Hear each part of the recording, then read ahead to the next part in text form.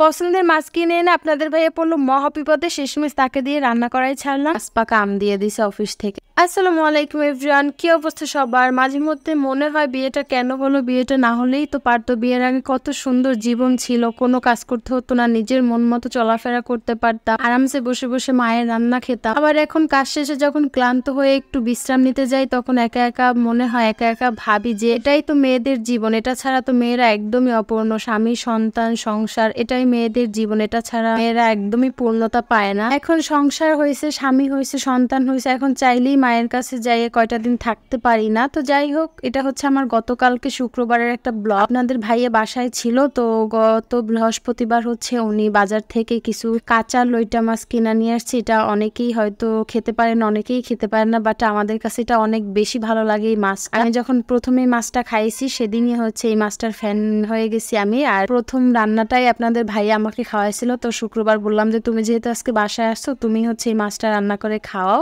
তো যাই হোক, আমি মাছগুলোকে সুন্দর করে ধুয়ে টুকরো টুকরো করে নিয়েছি। মাছ করতে করতে এদিকে হচ্ছে আইসা দেখি ছেলেরা চিপস খাইতেছে, তো তাদেরকে হচ্ছে ছিঁড়ে দিলাম। তাদের থেকে দুই একটা হচ্ছে একটু ভাগ নিলাম, দিতে চাই না ছোট ছেলে। বড় ছেলে মাশাআল্লাহ চাওয়ার সাথে সাথেই দেয়। তো এই তো কয়েক টুকরা ভাগে পাইছি, তো এটাই খেয়েই শান্ত। তো দুপুরবেলা হচ্ছে দুই ছেলেকে দুইটা কলা কেটে দিয়েছি। তো ইদানিং হচ্ছে কলা দিলে ছোটটা হচ্ছে সবকিছু মাখায় ফেলে, তো এইভাবে হচ্ছে কেটে বাটিতে করে দিলে সুন্দর করে খেয়ে ওঠে, কোথাও মাখায় না, কিছু না। তো এই তো দুপুরে আজকে এখানে করছিলাম কলমি শাক।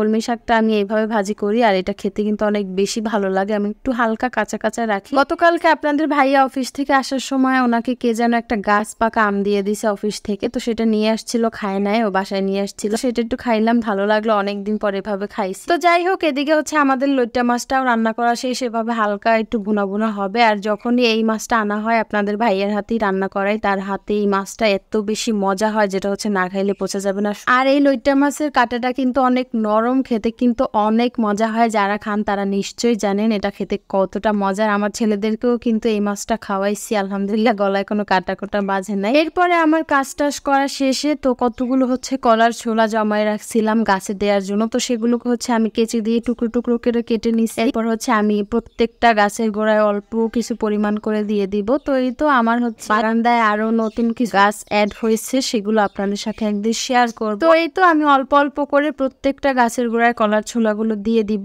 আর এটা কিন্তু গাছের জন্য অনেক ভালো সারের কাজ করে। আর হ্যাঁ, আপনারা কে কে আমার মতো গাছ লাগাতে অনেক বেশি ভালোবাসেন অবশ্যই কমেন্ট করে জানাই যাবেন। আর যারা হচ্ছে গাছ লাগাতে অনেক বেশি ভালোবাসে তারা সত্যি অনেক বড় মনের মানুষ হয়ে থাকে। তো যাই হোক, আমি আমার আজকের ভিডিওটা এখানেই শেষ করছি। পরবর্তীতে সুন্দর কোন একটা ভিডিওতে আপনাদের সাথে আবার দেখা হবে। সে পর্যন্ত সবাই অনেক ভালো থাকবেন, সুস্থ থাকবেন, সবাই আমাদের জন্য দোয়া করবেন। সবাইকে আল্লাহ হাফেজ। আর হ্যাঁ আপু ভাইয়ারা শেয়ার করে দিয়েন তো প্লিজ।